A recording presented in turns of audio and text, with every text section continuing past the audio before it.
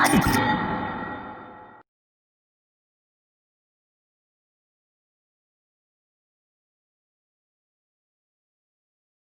right, and good morning. This is Friday. We are October 9th, and we'll be going till about 9:30 this morning.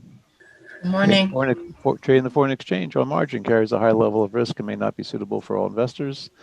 The high degree of leverage can work against you as well as for you. Before deciding to invest in the foreign exchange, you should carefully consider your investment objectives, level of experience, and risk appetite. The possibility exists that you could sustain a loss of some or all of your initial investment, and therefore you should not invest money that you cannot afford to lose. You should be aware of all the risks associated with foreign exchange trading and seek advice from an independent financial advisor if you have any doubts. This is a live trading room. It is for educational purposes only. No financial advice or recommendations will be provided. Any trade taken during this live session is not a recommendation nor a suggestion that you should also do the same. Past performance is not indicative of future results. Do not trade money that you cannot afford to lose. And before trading live, always operate with a written trade plan that identifies the rules for entries, exits, targets, and risk management. And right now, it looks like this Aussie US is starting to break out at the bottom. Let me get to the charts.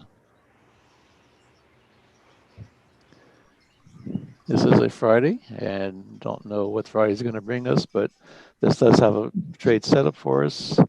I'm going to go and put an entry, a buy stop or a sell stop, a sell limit at with a take profits, stop loss. I'm going to limit it at 71.89. So it's either going to fill me or it's not if it comes back up into the area, and we'll see what happens with this. We also just got an alert for US CAD. Oh, okay. Looks like I just got filled at not where I wanted to get filled, but that's close. Anyway, right now the only thing I don't like about this trade right now is it's bouncing off the 62, the 5-minute 62.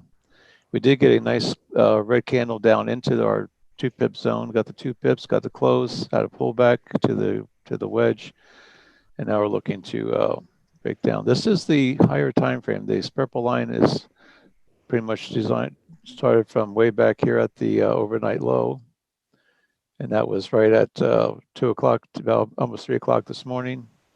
And we tagged it with where we got the alert, the B of this right at the low before the alert. Had the A, it was an ascending wedge, and so I started my A up here, brought it up to the C, had it climbing, going ascending, so it was going from A to B to C. It did come up, break it a little bit. Now it's coming down and retesting this D area, and you can see where I'd like to see a break where this pivot low before the alert. It didn't quite do that yet, but that's what we're. If it doesn't do that, we may just have to cut this one short, but we'll just see what happens. Right now, it's in that 2-pip zone, and we'll see what happens. Let me get this one. I'll mark the D for a reference line.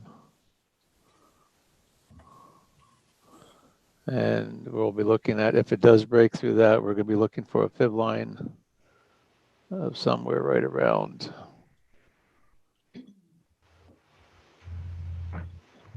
Let's see. We have a target all the way down here at the 71.71 area. And if it comes back up and crosses over into our whole moving average is showing a short. And if it comes up and this moving average, the whole moving average changes back to green, I'll get out of this trade. And we'll give it a little bit of room and see what happens. And we said there was another trade that was on the US CAD. Now, one thing about these trades, this is the mechanics of how we try to take these trades. We have a wedge, we have a trend lines. We get the break of the trend line, get a close below, it comes back up, retest it, and we look for it to go short. One thing I don't like about this particular area right here is all of our RSIs came down, and we do have a little bit of a sloping RSI, and that's a good thing. So we have like a high up here, sloping on down. And we'll see if it can stay within this trend. If it comes up and starts breaking through and starts breaking out of the top, we may want to get out and wait for maybe get a better position to go short. But anyway, that's what we're looking at on this one. We did have a US CAD at 8 o'clock. Let's take a look at that one.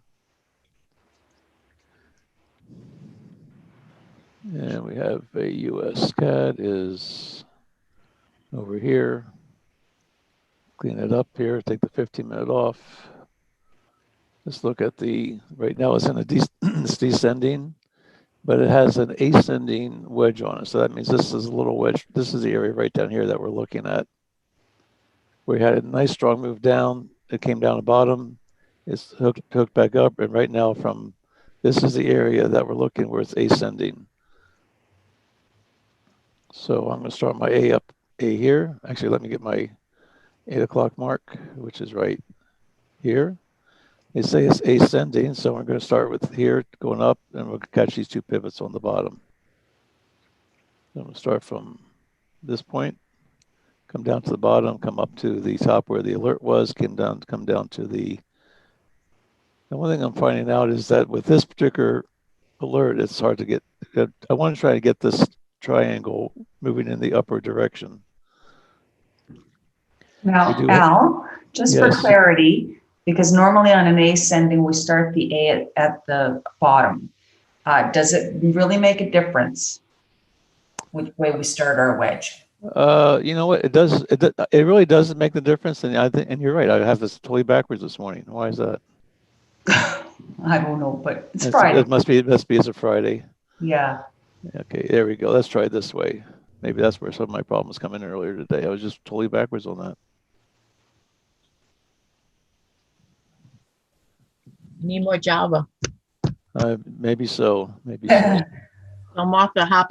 Come on, she's slowing down. Yeah. Yeah, really. Let's try it this way. Okay, so there we go. We can use this strong move down, come back, and now we have, but it's coming right up to sitting the 62 on the 15-minute 62. That's a strong point of where you're going to get a bounce. And at that point, I'd be looking at, right now, everything's still moving in the right direction. We do have the 5 and the 13 crossing. Right now, it's still not, you know, these wedges have been really challenging these last few weeks. I don't want to try and take a long reference to the where the 62, where the moving averages are. We do have our RSIs are coming up near the top. It's not quite up to the 89, but it's getting close. I'd be looking at more of a short from the top, but the problem, what happens is by the time it gets down to the bottom of the wedge, this thing's down and it's wanting to hook. So you're really still in this range.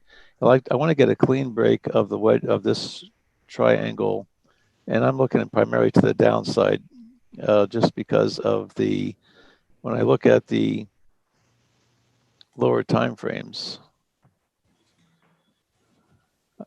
I'd be looking to see this moving average on the 1 minute crossing getting into the right order. It's got to have this. I want to see the 62, the yellow, and then the green in that order.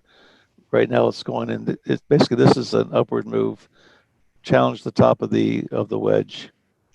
We can slide this one over here right to the top because that's where the alert was. And right now, it hasn't really broken out of the bottom. And so it's really trading inside this range, which is 14 pip. It's a 14 pip range, which we're only trying to get 7 pips of it. But by the time it gets, that's still a fairly narrow triangle to be able to try and get our profits on it. But we'll see what happens here. And right now the strength is the U.S. has a level 4 on the 15. The CAD 2, that's only a spread of 2, spread of 1, spread of 2. So right now there's no trade here yet. Let's go back and take a look at the Aussie. Broke out, came back, tagged it, and it's coming right back into the wedge again. This is moving up. Again, we're still in this range. All it did was it just gave us a reason to get whipsawed right in here. The fact it's back in the wedge, I'm going to close this out. and wait for a better, more convincing entry. We did get the 2 pip move. We got the close below in the 5 minute. And let's see what it looks like on the 1 minute.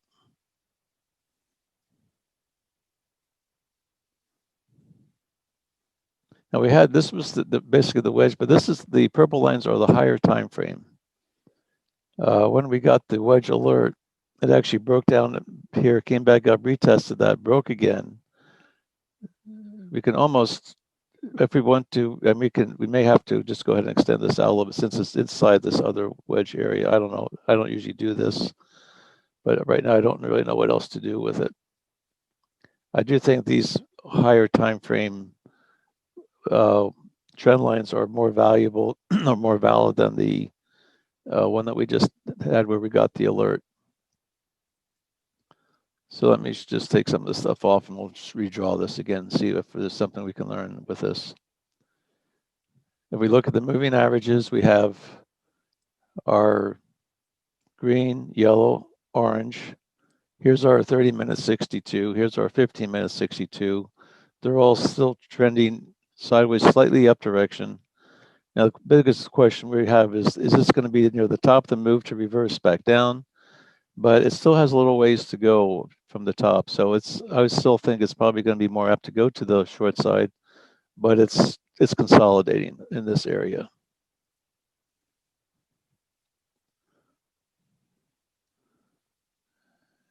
The highs are starting to flatten out a little bit. You pretty much have a flat top right across the top here. And if we draw the triangle from where the alert was up to that high, this low, kind of flatten, we'll just flatten that out at the top.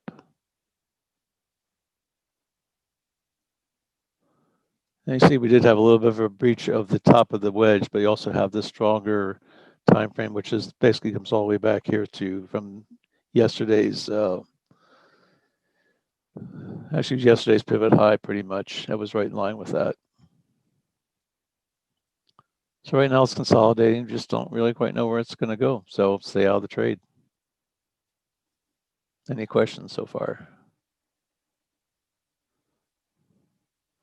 Let's see who we have in the room here today. And while we're thinking about it, while we're sitting here trying to decide what we're going to do with these trades, is there anybody in the room that is wanting to get the moving average indicator and the RSI indicator that does not have it already? If you do, raise your hand and have you send me an email. Daniel, you do not have it. Janine, don't you have it? You don't have the new one yet? Okay, if you don't have it, send a email to Hawkeye at AuvoriaPrime.com. Let me see if I can find that here. I'll put the email in the chat.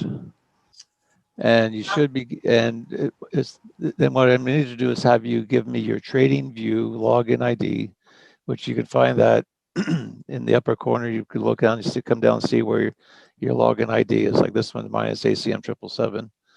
And send that login with your, well, you'll send it via email to Hawkeye at AuvoriaPrime.com. And then we'll get that logged in for you. The only things we have right now is the multiple MSR tool and the multiple moving averages. And as soon as we get a hold of Anthony, we'll get that information switched over to where we'll try and get that. He's just been impossible to get a hold of here lately. Excuse me, Al. Yes. Pedro said that he sent you an email yesterday. I just want to. Oh, we did. Okay. Okay. As soon as I get a hold of Matt, we'll get that sent in. I'll check the email on that. Okay. Thank you, Pedro. We'll do that. Once we get a hold of Matt, it only takes Matt a couple of minutes to put it in there, but he had to take his baby to the hospital yesterday, so he's probably not going to be in the room this morning. I'm sorry to hear that. Yeah. So, but we'll get that stuff to you as soon as we can. Any questions, any comments? This is open line. I'm calling it Open Line Friday. So anybody has any comments, discussions, you can ask me anything relative to the trading part. We'll see if we can answer some questions, maybe go over a few things. Fridays are generally fairly slow days, and sometimes you just want to lock in your profits for the week and not do any more on Fridays, and just practice with the market, just see how things work out. And there's a lot of trades I take here. They're all in demo, because I'm practicing. If I'm not seeing anything that's real specific, a lot of times I'm just going to take it. If as long as it fits the criteria, I take the trade and see which pairs are giving me better results. Especially while they break out, they don't materialize. They give us a couple pips to the direction we trade in, and then turns around and retest the other side of the wedge, breaks it out, gets a couple pips, breaks it out again. And we've been getting a lot of that where you're just getting little 3 and 4 pip moves on the breaks of these wedges. And all it does is you don't get your target, and all it does is take you the heat. So just be careful with some of the stuff these days. I'm actually starting to give it a little bit bigger spreads and actually trying to take 2 positions. Take the one position with like a 1% position on the breakout. If it pulls back to the other side of the wedge, I may take the second position with a 7 pip stop. So I may give the first position a 14 pip stop, take a second position with a 7 pip stop. And actually, let me take that again. First position, I'll leave a 21 pip stop. Second position, if it goes against me 14 pips, I'll take another position with a 7 pip stop. And then just if I get stopped out, I still lose only 2%, but it gives me a little bit more wiggle room for this narrow range of volatility that we've been getting here lately. Excuse me, Al? Yes. 2 things, please. Oh, okay. Ava put the email address for thank you. But Thank you, Eva. But secondly, could you please just clear the attendees' hands up so we don't miss anything? There we go. Thank you for reminding me about that. Sure. Yeah, what do I do without you guys? Survive, but a little harder. It would be harder. Life would be harder. Okay, so looking at the Canadian, let's see where we have with some of our areas that we're looking at. Now, here's something that this is something I've been kind of working on. Like I said, the last few weeks, we've been getting wedges like we've been drawing them all along. But we get the breakout. It gets us in the trade. We give up usually 1.5, 2 pips for the spread. It goes about 2 or 3 pips, just barely gets us profitable. Then it reserves back and comes back, tests the other side of the wedge, it breaks out. And so we've been just getting a lot of this little whipsawing thing with we get the breakout, a couple pips, not enough to take our profit, comes back in, stops us out. We try to get in the other way, and all we're doing is sitting here getting beat up all the time. So what I've been saying, how can we help with the process with that? And like I said, we've been looking with 7 pip stops. So what I've been working on doing, and it's been working out pretty well with some of the pairs, and I'm gonna probably start doing a little bit more of it. But here's what I'm looking at. If I'm on my 5-minute chart, and we have our fib tool, and we have these fib lines. These fib lines are 21 pips apart on the 5-minute. So if I go from this red line to this green line, you can see we have right for 21 pips. So I take those 2 and I divide that into thirds. So I come over here with my Fibonacci retracement tool. I come up here, go to the red to the green. And so I know this is where my red line is, this is where my green line is, and I know that this is going to be a 21 pip range. Although this one's not, I got to change this. And I put this into a 3-3. That's a third of it, third of the way. This would be the other third, 66.6. And so now I've got this area divided into thirds. This little yellow area is just a 1% overshoot on either side of this range. So if I see where the wedge is inside, look where my fib line is here. If it breaks out the top, my 7 pip zone is this middle area right here. So if I break out of the top, and let's say I get in this somewhere in this green zone, it breaks out the top of here, comes back in, or if I can get into this straight here, and it looks like it's going to be going long, all I'm trying to do is catch the 7 pips in here. If it goes to the other side, we have the green, and then we have the blue. So let me draw those in here. So all I'm doing is I'm just dividing these areas up into thirds.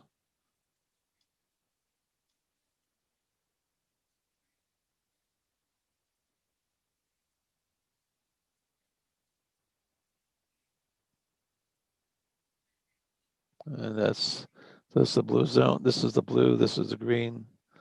So try and keep this consistent. I should have a green, blue, green. I'm looking for a blue, green section here. Blue, green, here we go. And so I need to, something's wrong here.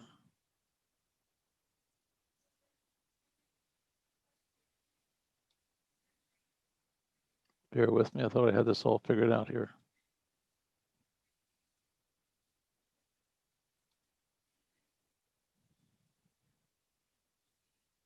Let's see, blue, green. Let me just do it this way. Here's a blue, here's a blue, and I just make this one green is what I'll do.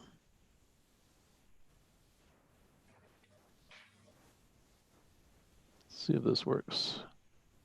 There we go. Okay, so now I have my green zone, my blue zone says blue, green, red. And right now I'm in the middle between all these. If I take the trade and I expect it to go long, it comes up here, it gets my 7 pips, it gets up to this next zone, I got my 7 pips and I'm done.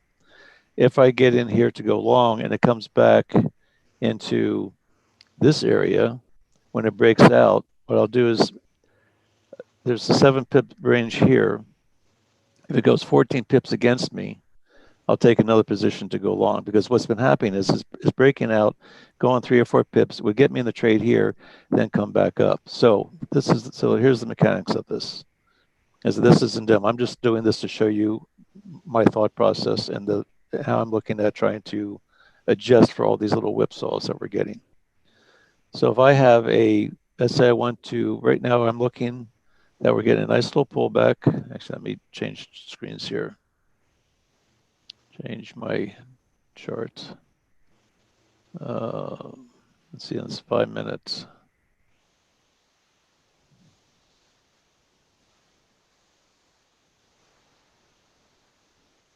Okay. So ideally you want to be able to take it short when this is up here. You want to take it long when this is down here. And you can see where the bottom of here is where this thing hooks down. And you have this range to where all you got to do is try and get your 7 pips. Rather than try and take the breakout, we want to try and get some sort of confirmation of the bounces. So when we're in our range and it comes back down and it bounces, like here's our first hit, here's our second hit. If we get the third hit, comes over here. If it breaks it, this might be a chance where it makes you go short. But if I get in and it starts to, if I get in and it breaks through here and can't get down here and comes back up again, well, if I get in up to this area, let me just go and take a trade here. Let's just say we get into this area. We say, okay, it bounced off of the 62 and all of my moving averages in the right direction. I'm going to take a long. So here's I'm going to look for a long, take a buy, and I'm just going to do a market entry with a 7 pip stop. A 7 pip target. I'm going to put my stop at 14 pips. That's 2/3 of that 21 pip zone. No, I should tell you, I need to change that. I'm going to take a 21 pip stop. So I'm going to take a smaller position size, but I'm still only going to take in 1%.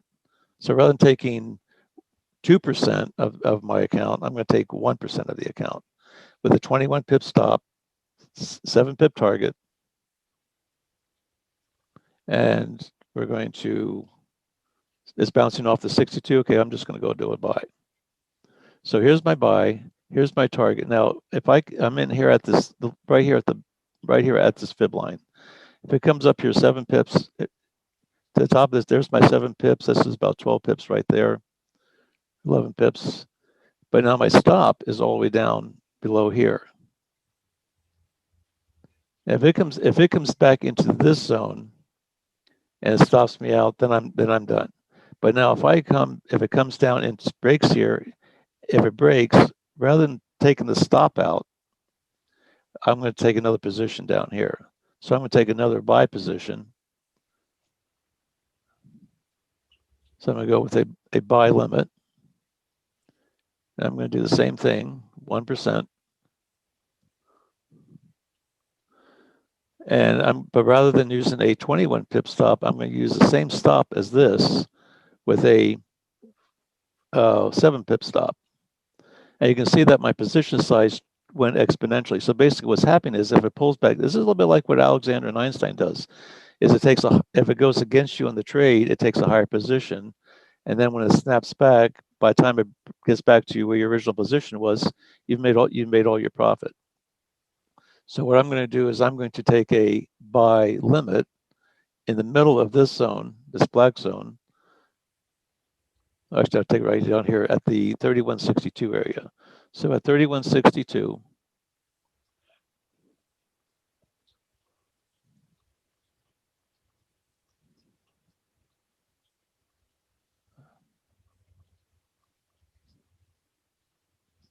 let's see if I get the way down there. 3162, let's see right there. So at 3162, I'm going to take another position, another 1% with a 7 pip stop, and take profit is going to be 14. Now that may or may not hold, but we'll start with that. So now I have a 2-to-1 ratio on the pullback, and I'll go and I'll set the buy order for that. So right now, where we're at is we're in a position here. If it goes in our direction like we originally wanted to, I'll get out with my 7 pips. Thank you very much. Had a great day. If it goes against me, 14 pips, I'm going to take another position, but my stop is the same. The stop for this trade and this trade are all still the same spot. So this one has a 21 pip stop. This one has a 7 pip stop. If it goes against me 14 pips, I can take my second position. But if it goes against me, that's the next 7, then I'm out. Basically, what I'm expecting it would do is come back in here, possibly get me in here, but I'm just going to hold off and just give myself that wiggle room. So rather than using a 7 pip stop, I'm going to use 14 pip. If it goes a little bit deeper, rather than taking the stop out, I'm going to take another position. And then if it goes even deeper yet, well, then I'm out. But more than likely, what's going to happen is it's come into this area, bounce back up, and then maybe retest the other side of the wedge. You're just in it longer. But come back in, take the second position. You still ultimately lose your 2% overall for the trade, but you're breaking up into 2 separate positions, and all you're trying to do is get that one nice move. Now this one, you could look for either 12 pip, you could go for just 7 pips, you go for 12, or you could go for 14 pips. You could move this one on up here for a higher target. So now you have a 21 pip loss, 14 pip target, and you could do it that way. But as long as once it gets into this black zone, you know you've got your 7 pips. If it doesn't get there, if it goes to this black zone, you're going to take another position. If it goes all the way down to the top of this blue area. And so what you're doing is this, because these things seem to be playing in a 21 pip range. So we're using this fib tool to identify those ranges and using the starting point of where the price is, where we get the alert. Excuse me. Does all this make any sense? Yes, Christine. Just because, we're futzing around, as my dear old grandmother would say. Yeah, when, we don't have a trade on. Maybe because, we're doing these we're looking at these, 1% moves. Maybe we can clarify for the room, okay, why, for example, why you took a buy limit on the second rather than a buy stop. Like, so this way we go through the, obviously I think we all know the market. I don't want to be presumptuous as far as getting an entry at the market, but just, yeah, okay. Yeah, we can do that. We can do that. Okay, so the difference between a buy limit and a buy stop. A buy limit means that the price is above where you want to get in. So we want to get in down here. So I'm going to say I want to buy it, but I want to do it at a limit price when it gets down here. I'm not going to buy it unless it comes down here. So that's my limit, my buy limit. If the price is here and you want to enter on the breakout, then you want to do a buy stop, because basically what that's saying is that you basically want to, well, it's sort of like if you get stopped out, if you do a buy and your stop is down here, it would take it. And basically what it does, it enters the sell order. But the buy stop, what does, it kind of reverses all that. So if just think of it this way, if so, right now I would just this nice little, this is interesting right here. Yeah. So we got into trade. Now we're going to see if this thing's going to get filled. All right, now I just got filled. So now I got filled with, now I'm 2 positions. Now we're going to see if this thing gets it stopped out here. It came down into, this is a really good example. See see how it came right down and got me into my second position. Now, if it comes back down and takes out this, then that's done. And we'll see what happens here. Let's see how it came into the zone. Strong move down. There was no way to get into this trade. Right. I mean, that all happened. This whole move happened within about 2 seconds or less. Came right down into this zone, and there was just, okay. Now you see, well, it just took my stop out. I just lost 2%. I would have lost 2% on this. But right now, how would you have gotten into this trade? There's just no way of doing it. It came right down to the blue fib line. Just barely got it. Actually, my stop may have been worthwhile having my stop maybe in the middle of the next zone. Mm-hmm. It may reverse though, no, Al? What's that? You think it might reverse and retest? It's very possible. It's very, I don't know what this market's doing. I know, right? It's so unpredictable. No rhyme or and this is a CAD. But you see but it gave you a little bit more. I mean, it gave me a good shot at having this thing bounce back to come back up to where I got in the first place. Then I would have had a 2%. Then I would have got my with a, you can see, I mean, you can see how this is just working out. I mean, it did stop me out. It did stop me out. Now, it probably would have been prudent had I had my stop, that 1% down below this line here to keep me out of the below this fib line. Yeah. It probably would have been worth my while doing that. Mm. But you see how it just came right down, took it. Now it's coming back up, retesting the wedge. And we'll just sort of watch this thing to see what happens here. But you understand the philosophy behind here. So it was a buy limit. It came down here, took my buy. Now, if I were to wanting to buy, if I wanted to break on the upside, then I would be setting this up for a buy stop. And the stop has to be above the price. And you can see when I look at this, here's my S price. That's the bid, or that's the, here's my bid price. That's the spread. I'd have to have it, my target, I have to have my entry up above the price on the buy stop. And you'll see that we get it up here if it breaks out of the top of the wedge.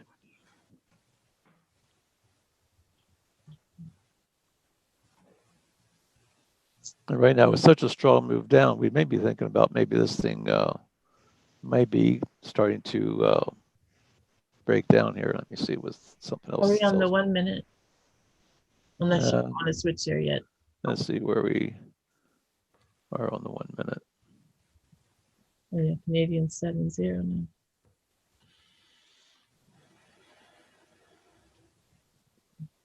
Let's see, there was a news announcement. That was kind of a very abrupt. Yes, Ruben's our news announcement guy. Let's see, where's my Forex Factory here?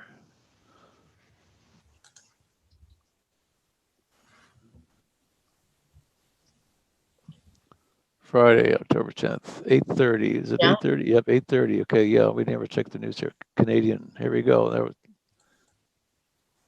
That was two red folders at 8:30 on the CAD. And that's exactly what happened there. Yeah.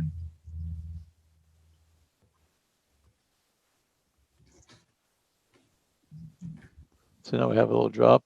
Took this one out. Let's see if I can find a.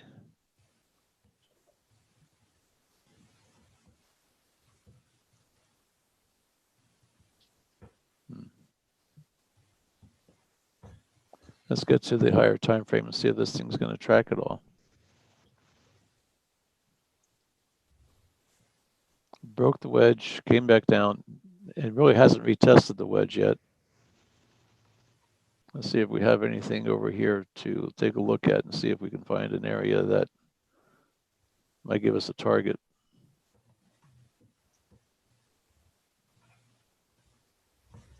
If I take this area and send it on over to the other side, extend it over to the left. These are the wicks that we're looking at.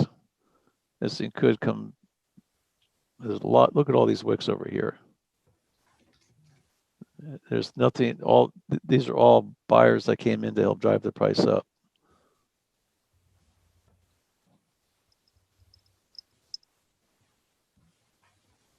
There's nothing but wicks all along in here. The bottom of this zone is pretty much right where this candle right here is.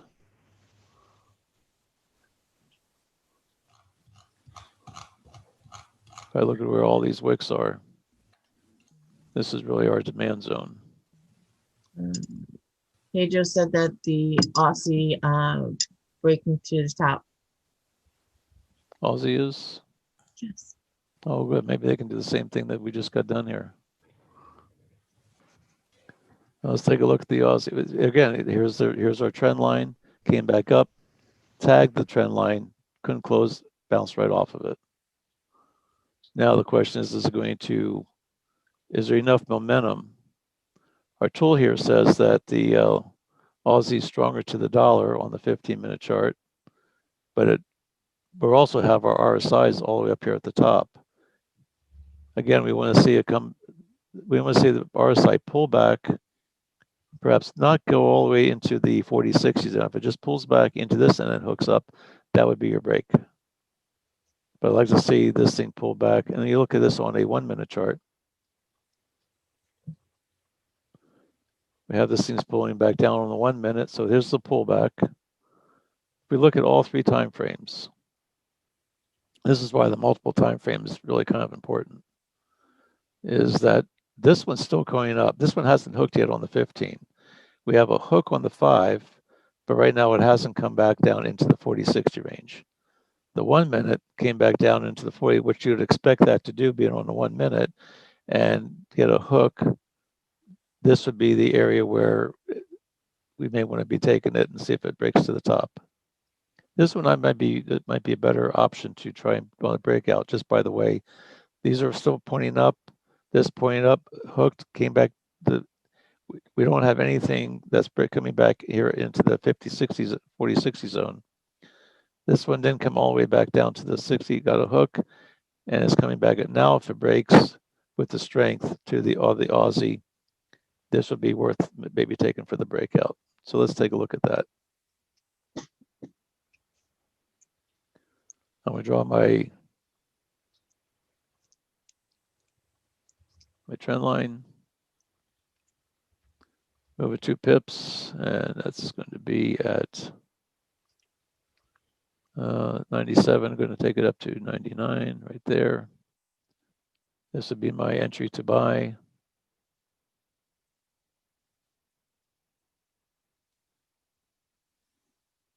Here's my B, which is pretty much the B and the D are pretty much equal. We had the break here. Actually, I probably should do is move it over to this one. Use this as a 2 pip area, since this was the actual trend.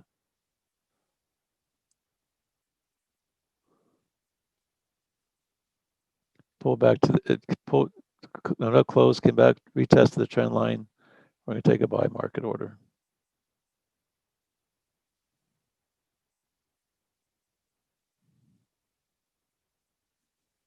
And the target is going to be the next fib line up here at the top.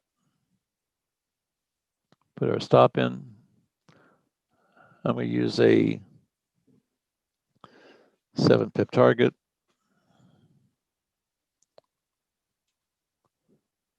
I'm going to use a 14 pip stop on this one. And we're going to do the same thing we did with that last trade that we got stopped out on. Let's see how this one works. Here's our zone. Here's our red zone. Here's our green zone down here. We're going to draw the thirds.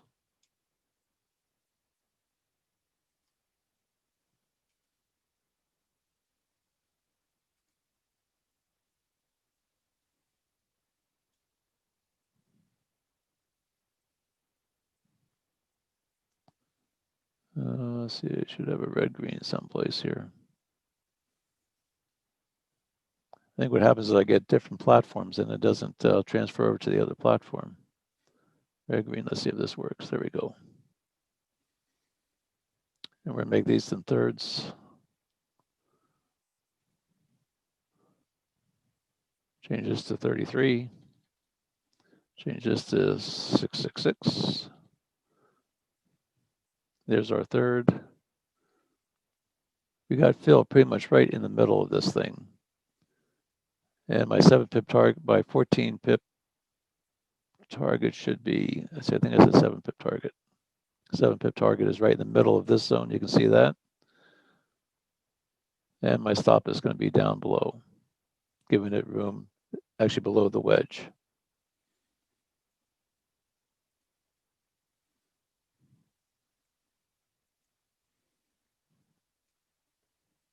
And if I look on the higher time frame to see where my target may be,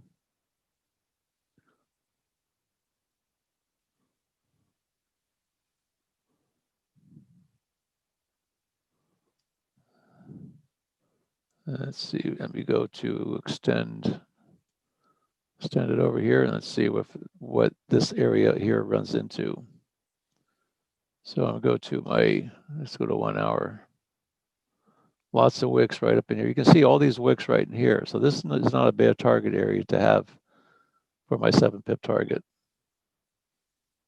We had a lot of price action came up here, and this is where the sellers came in to drive it back down again.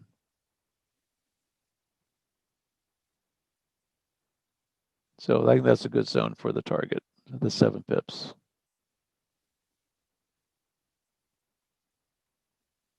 Go back to my 5-minute chart.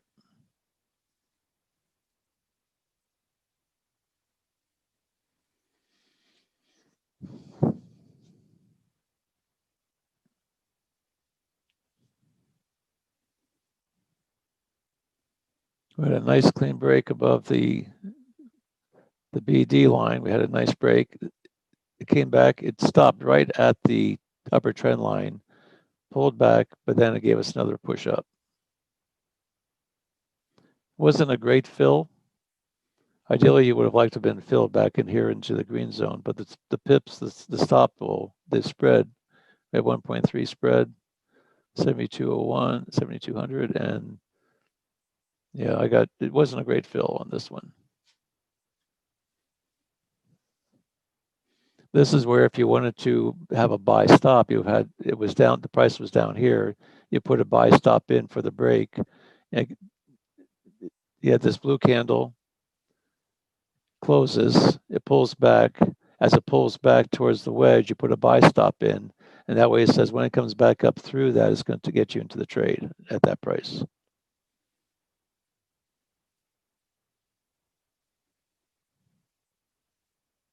Thanks for calling that out, Pedro, for the breakout.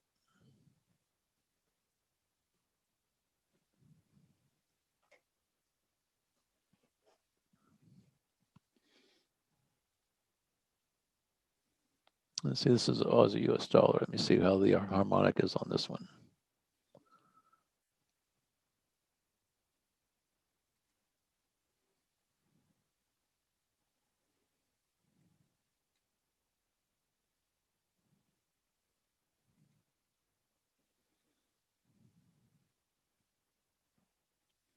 Nothing on the harmonics to give us any indication on this one. Now we're up into this, started off down here into the green zone, it went 7 pips. Now it's coming up into the red zone. So here again, this is where, depending on where your fill was, you may want to just take your profits up here, or you want to see if it'll hold up and keep on driving on up into this, I would expect it to come up into the middle of this zone, this red zone. And that's right where my target is. And we may want to back this off just a little bit here. Because that way, if it pushes up to the middle, at least you'll get your fill. Because remember, it's got to go past this 1.3 pips. It's got to get past this point, 1.3 pips, before you're going to get this filled.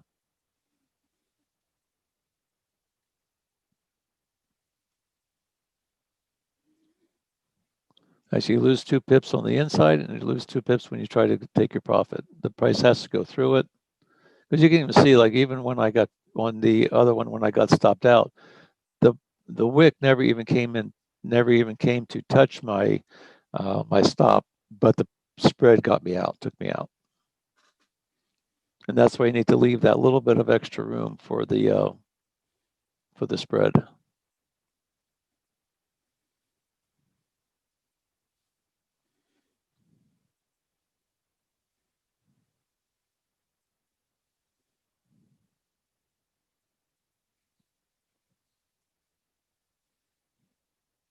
And this up here is the top of the red fib zone.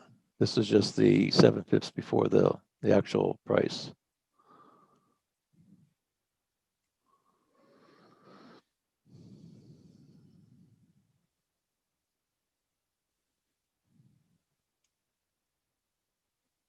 The whole 21 pips is from up here down to this area right here. That's the 21 pip zone. First 7 pips, next 7 pips, next 7 pips.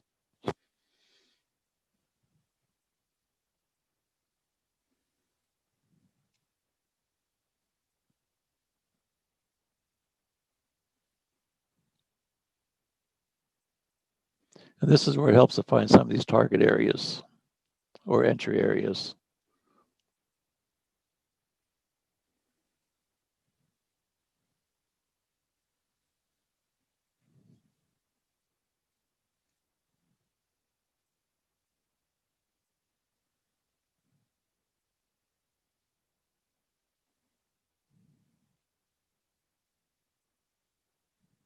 And it just filled my trade.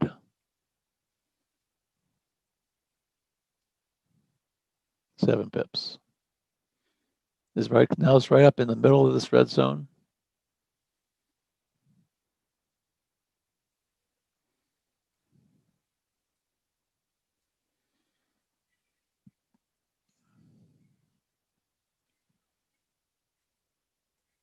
Now, could this thing go for another 100 pips? Yeah, of course it could.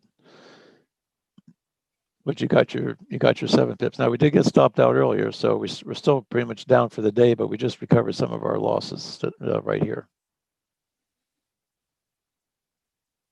And this one where I got in never even came close to challenging my stop.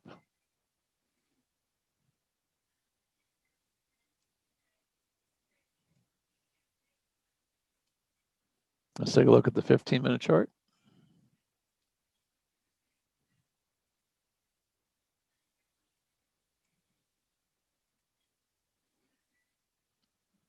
And right now you're seeing that the 3 and the 8 RSI are all the way up here at the 89. Now they're not going to pull back right away. They could just stay up here and just, hang up there for a while. Although normally they just cycle from the low to the high and low to the high. Oftentimes you don't always see the 8 period getting all the way up here to the 89. You can see where the 3 period gets up to the 89 and the 11 all the time, or quite frequently. This one seems to be hanging between like that 70 and that 25 zone that Susan talks about. But once you start getting a hook on this, we may start thinking about this would be an area maybe taking it short. But we would probably want to have an alert to say so, or you just wait for a pullback on the lower time frame. Like if this 8 stays up here and this one comes and the blue one comes all the way down while the 8 stays up, that would be a time to just say that's just a pullback and wait for it to come back on up again.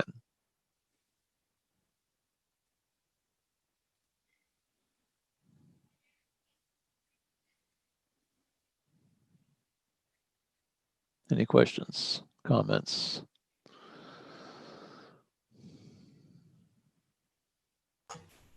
That US Okay. CAD went way down. Did it? Did it break way down? Yeah, I took it and I got my 2% and it's still going down. Okay, I came right into this demand zone. This is the beginning of the demand zone. And actually this demand zone, you can actually take it from, collect all these wicks over here. So from here, there's a little bit of a body. We could maybe take the top of this body right here, bottom of this wick. This is your demand zone right here. And actually, once you get to the bottom of this wick, now you run into another body. So this is the area where, this is the origin of where that move came from. Strong move up, it came up, came down, retested this area, came down, went back up, started reversing, tested it, went up, retested. This area here was retested twice. This was the low.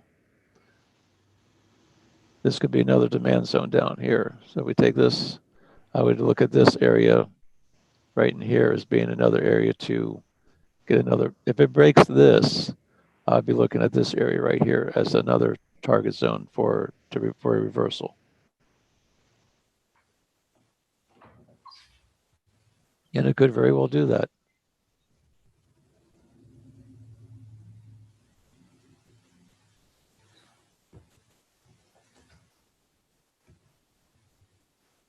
How's our Aussie trade doing here?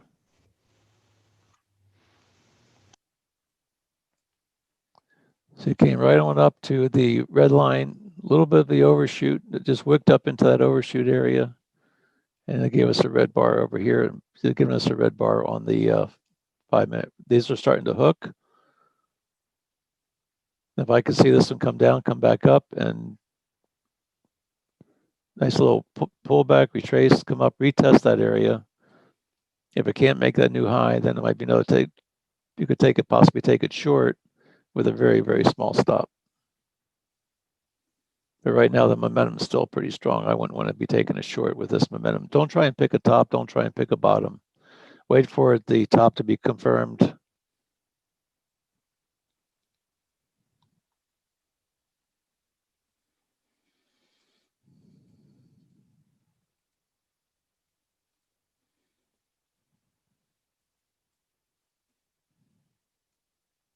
Any other news announcements for today here? Doesn't look like it.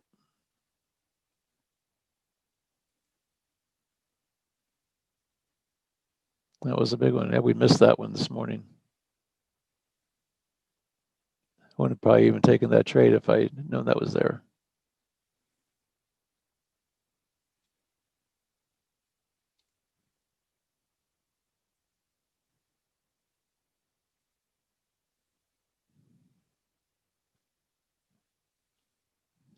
But right now we are showing dollar weakness against all the currencies.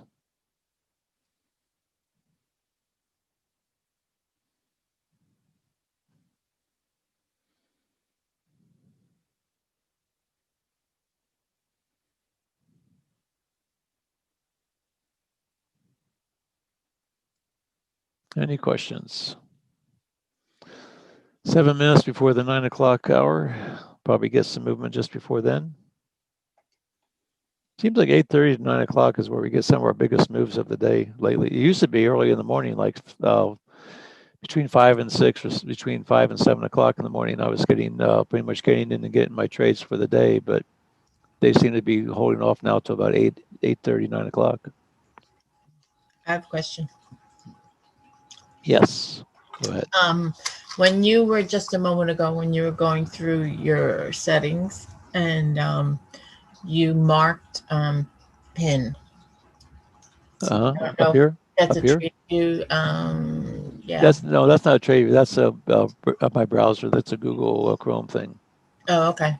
Yeah, Thank just all you do is you just right click on it and it comes down here. You pin it, Yeah. and then just runs it over here, just so it don't have so many big tabs here. That's all that is. That's a Chrome thing. Okay. Wasn't sure. That's okay. Tell my computer literate I am. Anybody in the room have any questions? Anybody want to have any comments? Raise your hand and I'll turn your mic on for you if you like. There's Janine. Okay. Hang on, Janine. And you are allowed to talk. Go ahead. I was wondering on the RSIs, Yes. or no, scratch that. On your Fibonacci Yes. retracement tool. The Can you Fibonacci just- retracement tool. That's this one down here. This one. Yeah. That you one. have on the chart Yeah. up here that has all the different colors on it. Yeah. Uh-huh. Are those default settings, or do you have something specific in there? I set those colors in there. Let me put it up and I'll show you how I have this set up. Here's my settings. Okay, hang on. I want to take a screenshot so that I Okay. can set mine. Hold on. Okay, hold on. And all I do to change the colors is I basically change, like if I'm looking at the red zone and the green zone, I just change these to match up with the red and green. Let me just move this aside and I'll show you what I'm talking about. Yeah, because the numbers, let me grab. I guess I I'm- have the default. Okay, I'm gonna grab this one with the settings. So this is one that's set with the red and the green. Okay, and these are my values. I've got a minus 0.1 minus. That's going to define this yellow zone. Okay. And then a 1.1, which defines actually the 0 and the 1.1 that defines the yellow zone. Okay. Okay. So that's where that comes from. The green, we have the 33, which is red. So this is now if I change this 33 to a blue, you can see that would be, if there was a blue line there, a blue fib line, then I would change this 33 to the blue. Since it's red, I'm going to change it back to red. Okay. If I want the green line to be changed, then I come over here to the, I guess it's going to be this one here. If I change the green, let's say I want the green line blue, then I make that one blue, and I should change that to blue. So basically, these are the two that I'm looking to change the color. Okay. Okay, the 3 and the 1. And the 1. Now, why that is, I haven't quite figured that one out, but that's what seems to be working. Okay. Okay. So if let's say this was a, let's say this was the blue zone and this was the red zone. Okay, you have the colors already set. So then what you can do, rather than change the colors, just come down here on instead where it says reverse, uncheck that, it reverses them. So you really only have to have like, basically I need a red blue, I need a green blue, and I need a green red. And then I can just flip them around to whichever way I'm coming up into the chart. Okay. Go back to, and all that does just reverses the colors without having to change these colors. So basically I have some tabs. I've got a couple of my, and they go to save it. So save it as a blue green. So I just go to here and save it. I'm going to save as, and I usually do an underscore to keep them up at the top of the, keep the ones I use the most at the top. So I do with an underscore and I go Fibo and I go red, green, or blue, red. I'll say call it blue, red. Blue, red. And save it. And I'm going to change it. And there we go. And that way, when I come up here, all I have to do now is come over here to my template and look for my Fibo blue, red. And there it is. Oh, okay. Okay. Thank you. Yep. I've been using this a lot more. I said, especially with the fact we've been getting whipsawed so much. I'm really adopting for my money management technique is to take the first position with the 21 pip stop. And so here's the way this works. And you can, and I would say practice it in demo and see if it makes sense to you and see if it works for you. Don't take my word for it. I'm still trying to get the data together to see if there's some substance to it. But it's something that maybe you guys can help me with to try to figure out um, how to make it work. Because the markets are changing, and as they change, we have to be able to be flexible and change along with it. And oh, I know where I'm trying to find out my list here, my position size calculator. Here we go.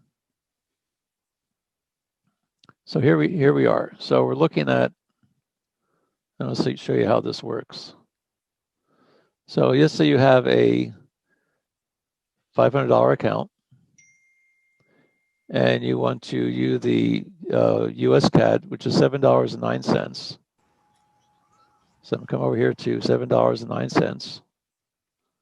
I'm going to say make sure I call it the US CAD. Now we do have another.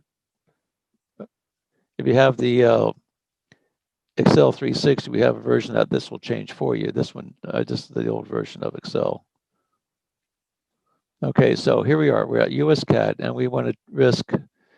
Ideally, we normally want to risk 2%. So let's just say we take this first trade.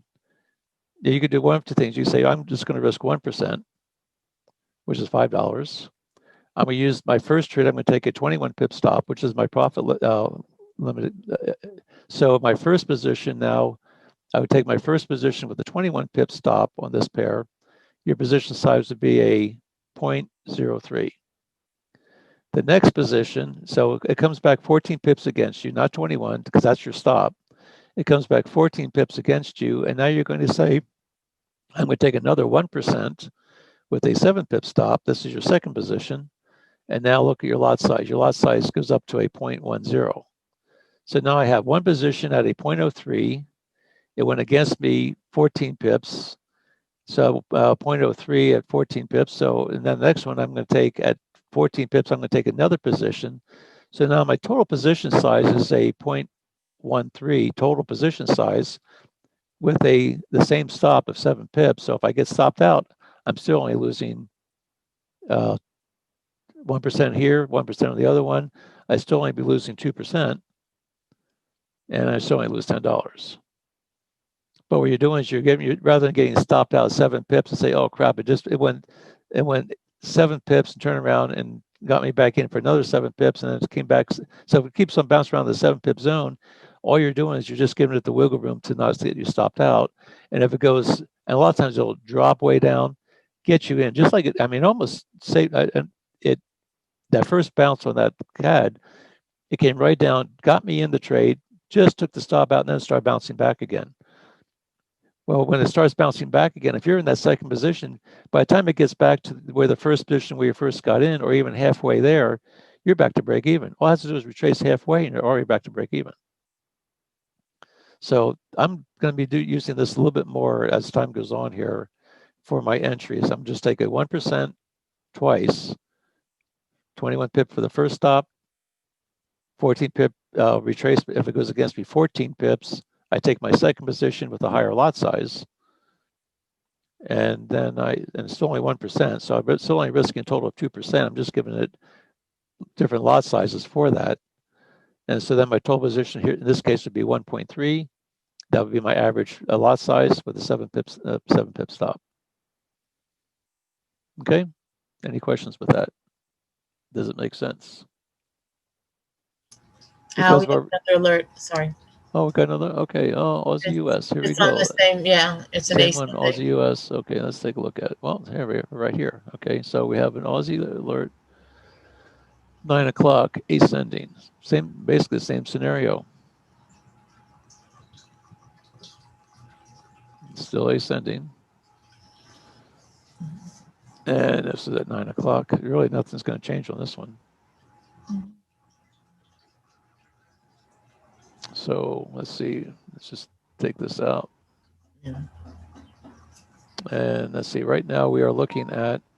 Let's check our fib lines here. So right now, if we're looking, we're right at the red fib line. So why don't we just use this red fib line? And we're going to move this one up. Let's just slide these back this way. Move this one up to the green. Move this line to the red line, which is right there. And we're going to make this, see if this one works, see if I have mine set up on this one. Template, we have a green red. Green red, see that, there we go. There's my green, here's my red. I don't know why I didn't get these set up.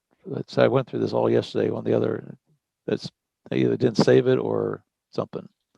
I want that at 333, I want this at 666.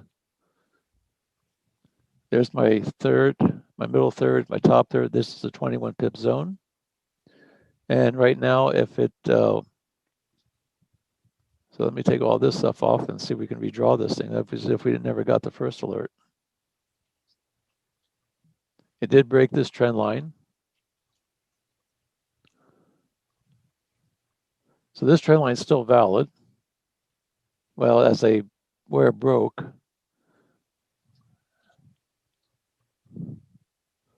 And I would be looking at, if I'm looking at a 15-minute chart, and I'm looking at where this thing, here's the high of the 6th, what day was the 6th? Here's the low of the other day, low, high. So you can see this thing's trending on up from here. So I'm gonna put my anchor down here, down low. I'm gonna tuck this in up here and see how many hits I can get. It did change directions here. You can see how the curve started getting a little bit sharper right here. This is right where the crossover of the moving average crossover on the 15-minute. This is a significant area. You've got the 30-minute, 62, 15 minutes, 62, and then you have your 13 and your 5. This was a crossover. So this is a significant area right here. I like that one right there. And then you can see where the angle has shifted on that one.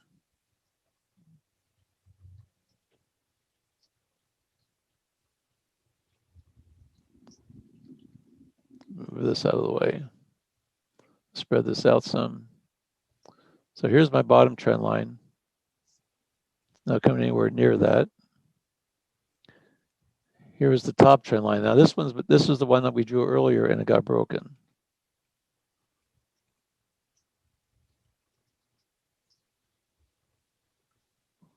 You can see where here's my anchor.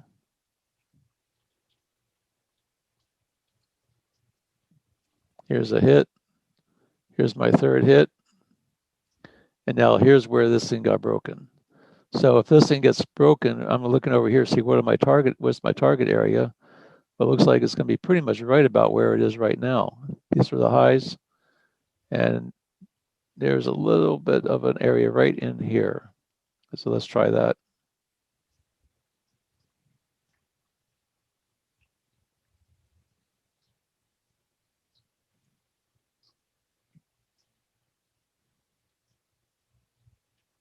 Say the top of this red wick.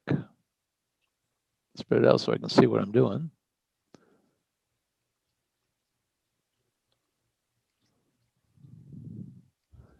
Came right up into this. Okay, let's go and extend this out. Extend to the right. And we're going to make this a supply zone.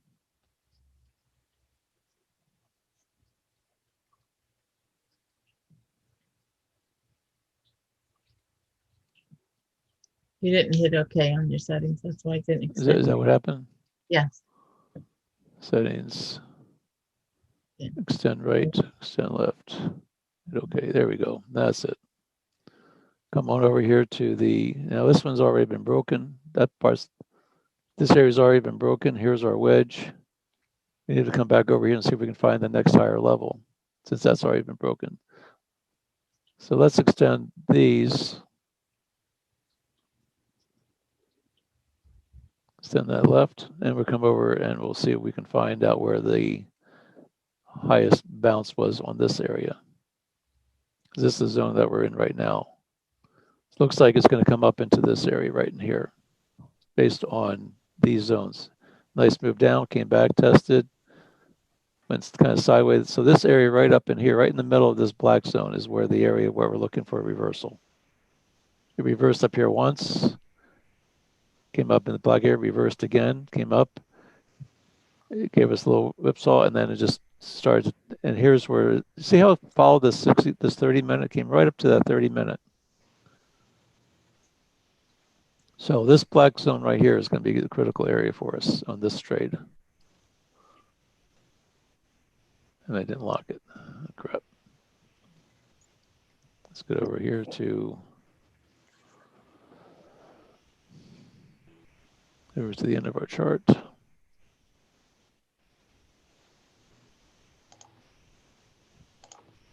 Make sure you lock these things when you get them set so you don't grab them accidentally and move them. So here's the beginning of here's the green line. So this is the beginning of the green zone.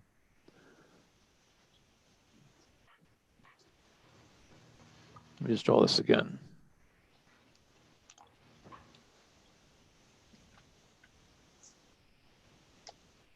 Grab my tool, come up here.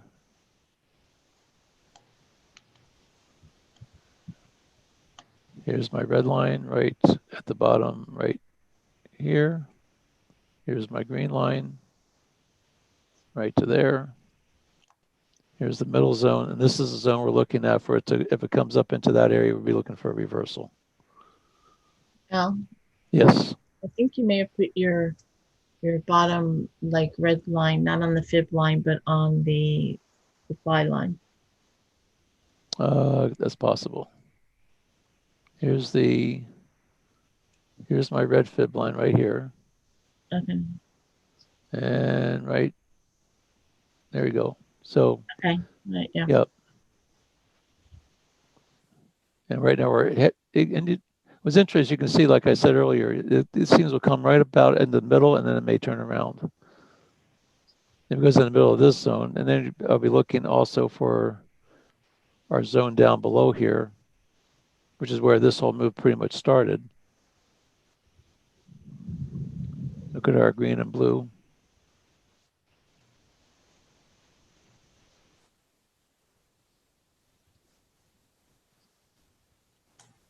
There's the green. There's the bottom of the blue, and make this green and blue.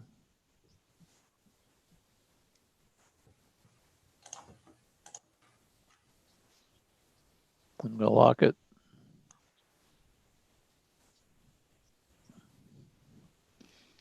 So now if I were to get into a trade to go short up here, I'd be looking at down here as a target. My 7 pips would be, if I got in at the middle of this red line, that'd be the middle of the black line would be my 7 pips. I believe that would be right. That's 14. Where's my 14 pips here? Aussie dollar.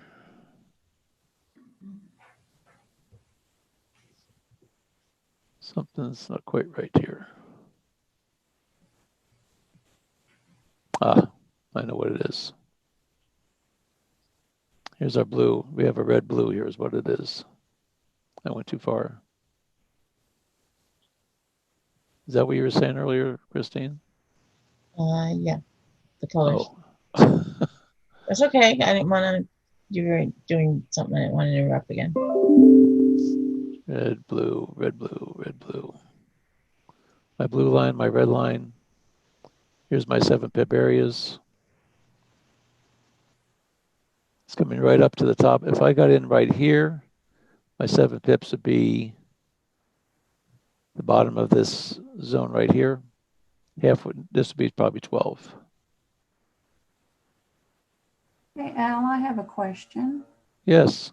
Or actually, so on your chart, if I'm reading these little numbers correctly, your Fibonacci supply line is at 7-11 on your 15, and mine is 7-32, and I don't have anything at 7-11.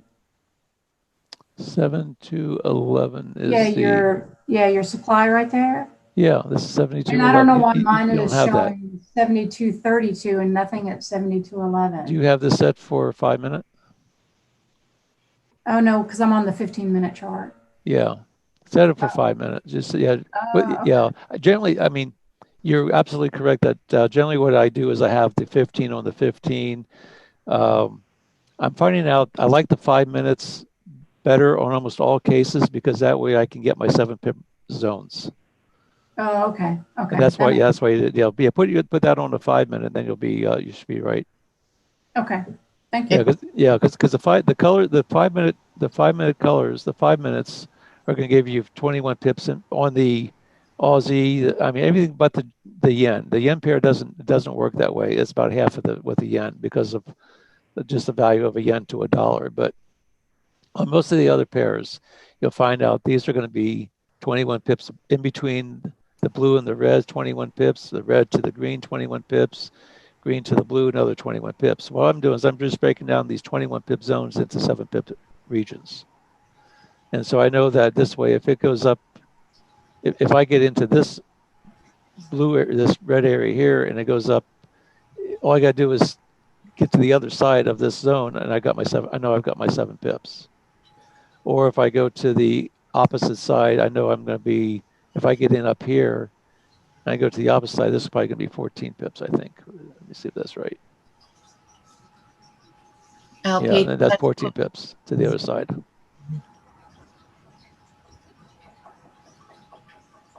And then half of it, yes. No, Pedro just wanted to ask, kind of in relation to this. So Al, would you say you see a pullback before it goes up again because the RSI is still high? With this, right now, this guy has a lot of momentum, a lot of wind to its back. And so I would not be, if I would be doing anything, I'd be looking at one of two things. Either I'd be waiting for a pullback to a moving average. If you take it up, if this thing goes up, well, like from the break here, this is already 14 pips. If these things move in 21 pip moves, I would probably be looking more taking it short, but I wouldn't be, it'd be a contra trend trade if you did that. But you know that this thing just moved up 14 pips. It's hooking to the back. I would say if it's going to come back, it's probably could come back and retest this trend line. If it does, you can still get your 7 pips out of it. If I were to take this, and this is and there's nothing wrong with doing that either. But just be aware that you don't be expecting a big move on a contra trend trade.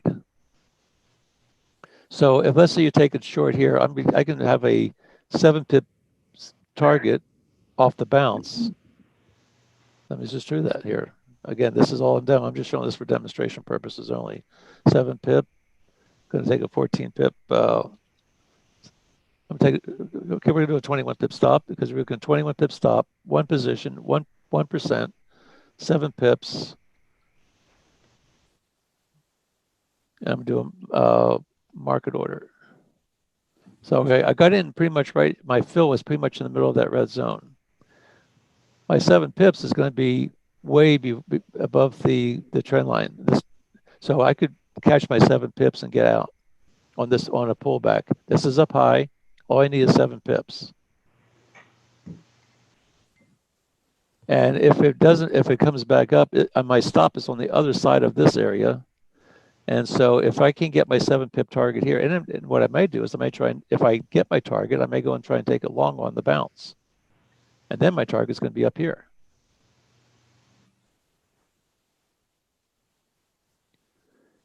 I always think you're much safer being able to take the trade when these things are up high than when they're down low. I don't like breakout trades, and that's one of the problems with some of the wedges that we've been having is that they've been using them as breakout trades. I mean, not the one with the U.S. CAD worked out really well today, if you're short, but how many times do we get stopped out trying to catch a breakout? You're much better off in waiting for it to give a nice big move up. It's going to come back to retest. All you need is to come back 7 pips. Well, it's only going to need to come back to the middle of this next zone. Let's see what happens here.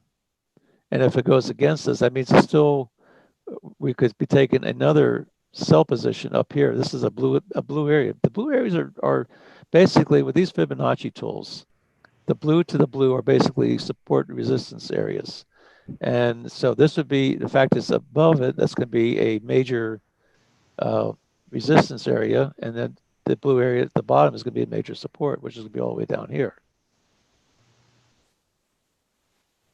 So you're fairly safe in taking a short. If it get a nice move up in this area, there's a good chance you're going to get a 7-pip bounce. And that's why I like this being. This is basically a supply zone up in here. This whole area, this 21 pip region is basically a higher time frame supply zone.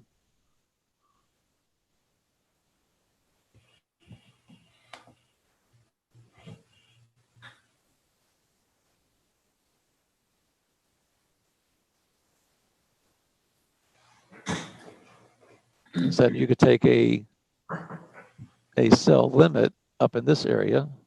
So I come over here, sell limit. Again, I went to a sell limit at 72.32, which is roughly the middle of this blue zone. 72.32, so 72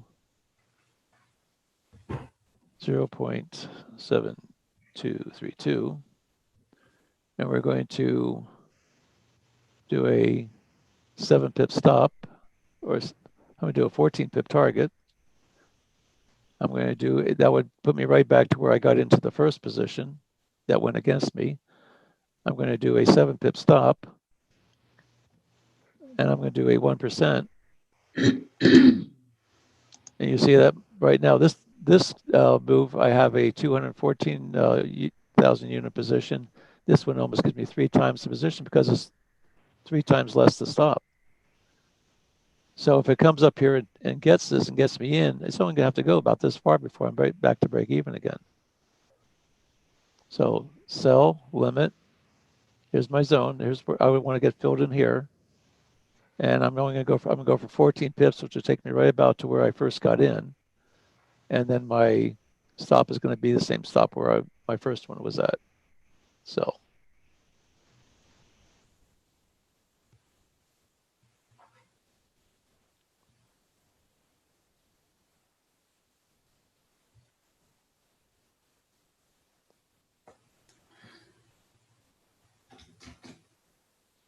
Actually, what I'd rather do is I'd rather have this thing down in the middle there.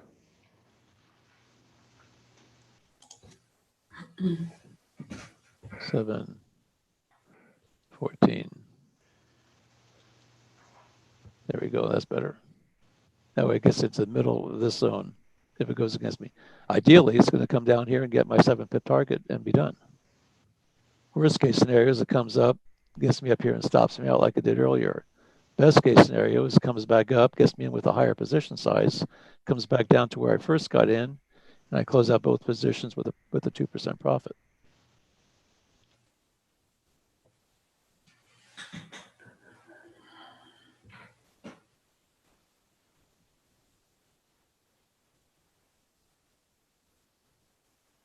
Because I'm just doing this just for example purposes, show you how the money management and how to entry of 2 separate positions, how you can maybe help mitigate your these stop outs that we've been getting with such narrow moves.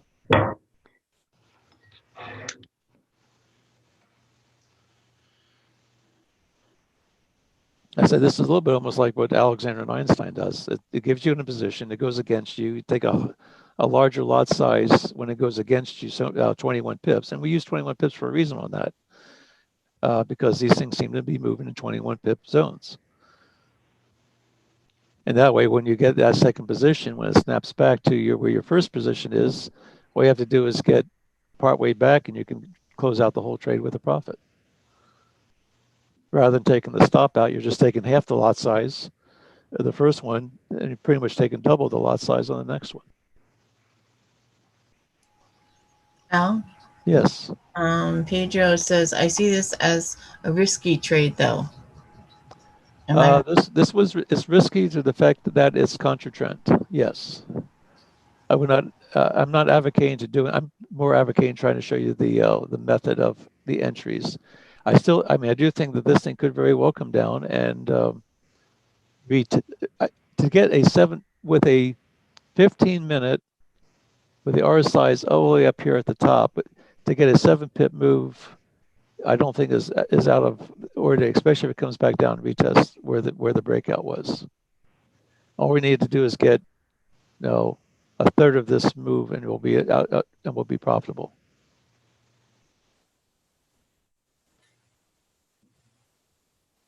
But yes, it is a contra trend trade, and maybe the more likely scenario would be is that when you get a 7-pip pullback, take another buy entry. But I'd like to see a pullback of these RSIs on a 1-minute chart. Ideally, if we get this RSI pulled back to this level here, into this bottom third, then you could say, okay, if you can get a fill down here, then you just have to go up to the top and get your 7 pips. There is more momentum to the downside, or to the upside, excuse me.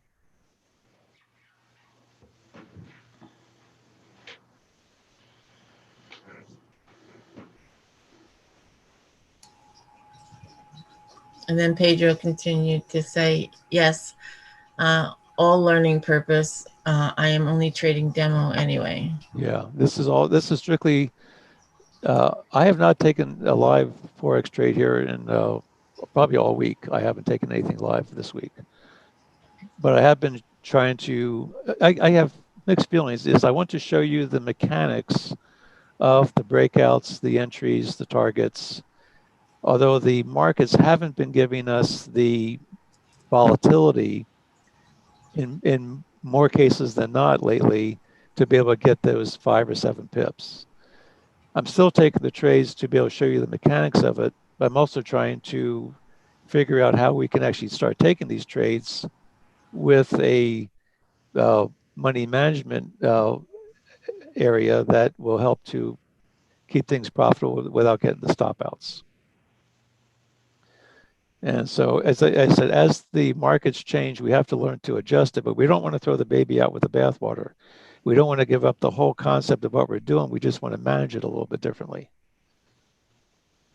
And I'm just showing you another method to be able to manage it that's worked for me in the past. And I'm going to implement it again. I still like the idea of having the 7-pip moves. I still like the idea of taking the profits. And I mean, it's nice to be able to catch the bigger runs, but it's also nice to be able to just get in, get out, take your profits, and move on.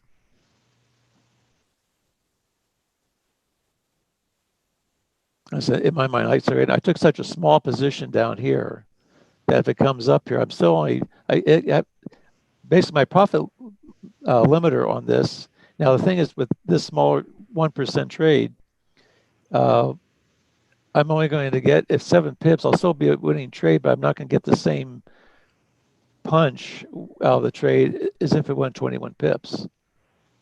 And you can set it for a 21 pip gain, but know that you may only get 14. Even if you get 14 out of that, still getting back closer to that 2%.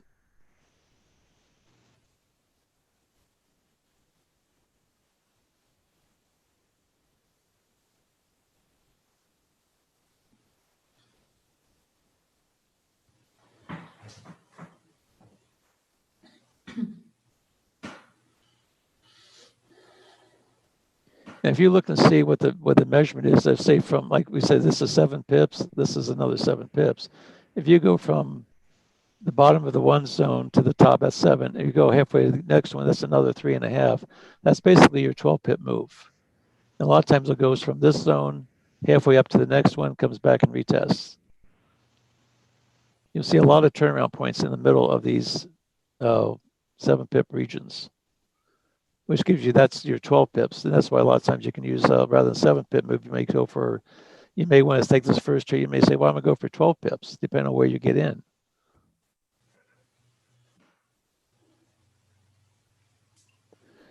And we're about 2 minutes from the 9:30 when the market opens. And we'll see what, do we have any quick questions before we end up having to leave here?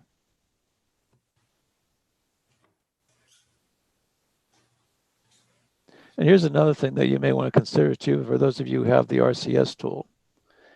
If we're at a point where we don't get any alerts, you can always go to the RCS tool and say, is there another pair that may be not US based that we may be able to take a look at and see which one's stronger, which one's weaker.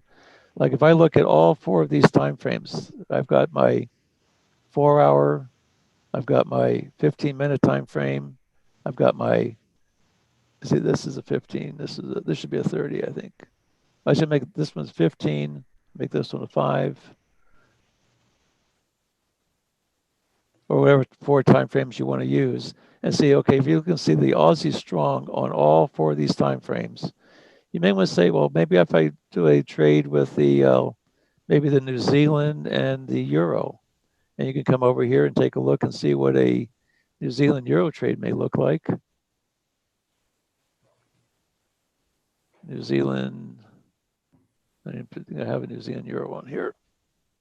I'm up here, let's take a Euro, Al, it's Euro New Zealand under your Euro red. New Zealand. Oh, that's what, oh, that we did that yesterday, didn't we? Yeah. Euro New Zealand. Here we go. Euro New Zealand, and you look and say, okay, the Kiwi was stronger. This is the second currency of the pair we're looking at to go down. Here's all of our moving averages on our. This is our 4-hour. Let's get to a 15-minute chart here. Strong to the downside. Here's a nice strong move down. Here's our 15-minute chart. Here's a little strong move down. Here's a little wedge right in here. And you say, okay, if it's strong to the downside, maybe we can take a trade from when it breaks through the bottom of this wedge here to the bottom. If it breaks through the bottom of that, let's put this on a 5-minute chart. And if it breaks, take the trade short. See where the next, no. And we're right at are we at a fib line? We're right at a green fib line. Take it down to the next fib line. This is probably going to be 7 pips. We'll see how this is. That's 21 pips. We're on a 5-minute chart. That's why. Divide this into thirds. If it breaks the top third, go for another 7 pips. So you can take it from here. Here's our third. Here's our bottom third. If it breaks the stop zone, go for 7 pips to the bottom and take the trade. Say, okay, I'm going to set this thing up. If this thing breaks, if it breaks and gets, and if I can get an entry into this red zone, I'm going to take it down to it gets to the blue zone. You know you have the momentum to the Kiwis on your side. You've got a spread of 3.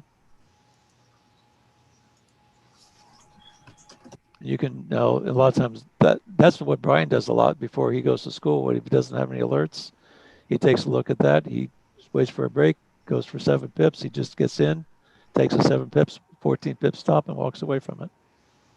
Al? Yes. Rajiv said, can you please show how can we access the RCS as shown on the last slide? On the last slide? Yeah. This one. And basically all I do is I just have a template, a layout with, I have all 4. That's all I'm, with a trading view plan that I have, I only have 4. I can only do 4 charts at a time. So I have 4 charts, and I like using like a 4-hour on the top one. That's my highest time frame. I like this one being a 30. Here's my 15. And then I'd make this one my 5. The one's a little bit too fast. I think he would like and to. then what you do is that if you basically have a regular chart, you put your RCS tool on there. I'm just going to eliminate that. And then all you do is bring your cursor down and left click twice, and that just brings up just that one indicator. Panel. If I left click again, it brings them all back up again. That help? Did I answer the question? He hasn't responded yet. Oh.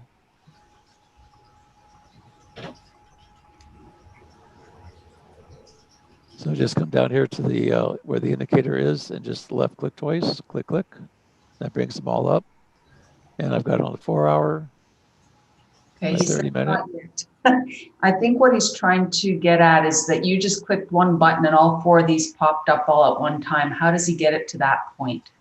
Oh, I just have a separate chart. I have a separate layout with that. So I just come over here with my layout tools, and you come down and say make a new chart layout.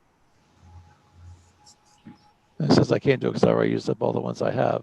But if you come over to where it says make a new chart layout, and it comes up with a blank screen, then you go to this area and say, okay, I went 4 charts or I went 3 charts. This is the one I generally use like that, but I can come over here with 4 charts.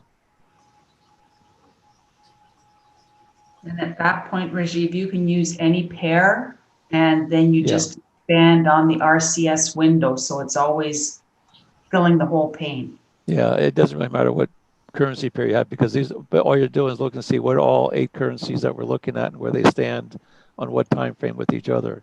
And if you can see, like the Aussies, What you have up there again? I've got a 4 hour on the upper left. My gray box is a 30 minute. The one over to the right is I've got at 5. Oh, excuse me, 15. This should be a 15. So I have a 4 hour, a 30, 15, and then a 5.